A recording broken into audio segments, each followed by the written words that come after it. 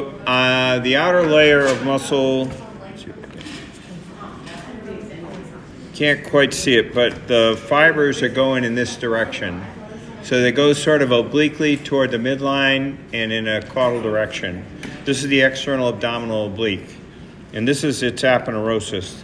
Remember, an aponeurosis is a broad, flat tendon, and the aponeurosis for the external abdominal oblique is shaped like a bell. So it starts kind of narrow up here, and then as it goes toward the pelvis, it flares out like a bell does. We actually have a little bit of the linea alba in this cut. So you see right here where it's light colored? That's the area where the linea alba would be. What does linea alba mean? White line, right? And that's where the connective tissue from the left and right sides come together along the midline. And then deep to that aponeurosis, we can see the Bacon muscle. Bacon muscle is right here. Bacon muscle is rectus abdominis. So I'm sure you all remember that back in AMP1 we looked at the rectus femoris. That was the hot dog muscle, and this is the Bacon muscle. So we got two Oscar Mayer muscles, right? And then if we pull this back toward the midline here, I don't know if you can quite see it, right about here, there's a line where it gets lighter colored this way but darker that way. That's the internal abdominal oblique. And the internal abdominal oblique fibers go this way. So they're kind of perpendicular to the external abdominal oblique. And then that has an aponeurosis that's shaped like a V. So it's very narrow down toward the pelvis, and then it gets wider as it goes toward the ribs. And then deep to that, and you can kind of see this milky stuff here, that's the aponeurosis for the internal abdominal oblique. Deep to that is the transverse abdominis right here.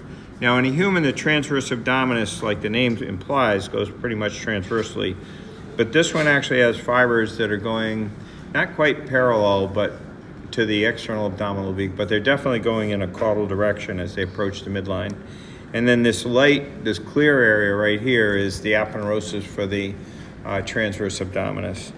And then if you look on the deep side of the wall, you see the shiny stuff, that's peritoneum. So this would be parietal peritoneum here. We also have a couple of muscles on the dorsal wall of the abdomen. And we have, there's a split that is right, let's see if I can get it.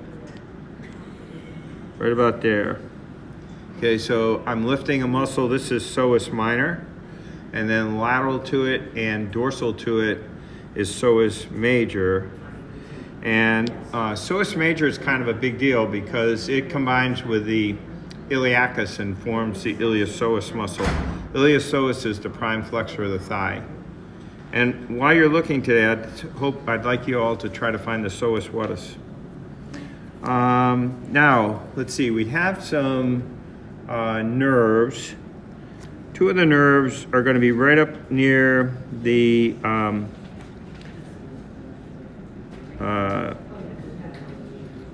vessel coming right here, the adrenal lumbar vessel. And those are the lumbar nerves. One of them is going to go laterally and one is going to go medially. And the light is poor enough here that I'm not having a lot of luck finding them. I think the lateral lumbar nerve is running with this red vessel right here. There it is right there. And the medial lumbar nerve is running over in here someplace, but as I said, the light's not good if I can't really see it. Down here, near the deep iliac circumflex, you're gonna have the lateral cutaneous nerve.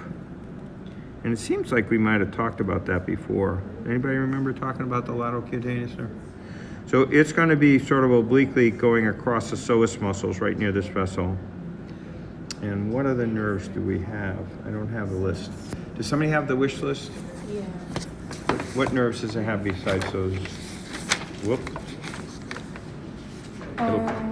Lumbar, lateral femoral, and genital femoral.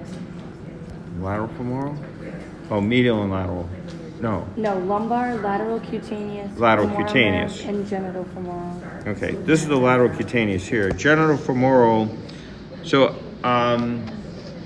genital femoral nerve is right here. It runs along the external iliac. It's sometimes called the heebie-jeebie nerve. It's really small, and I won't tag it. Because if I tag it, someone will pull it and break it, and I won't be able to find another one probably. So you don't have to worry about that one, but it's called the heebie-jeebie nerve because it has two branches. One goes to the medial side of your thigh, one goes to your external genitalia. So if you stroke somebody on the medial side of the thigh, they'll get the heebie-jeebies. Before you do that, you should talk to them.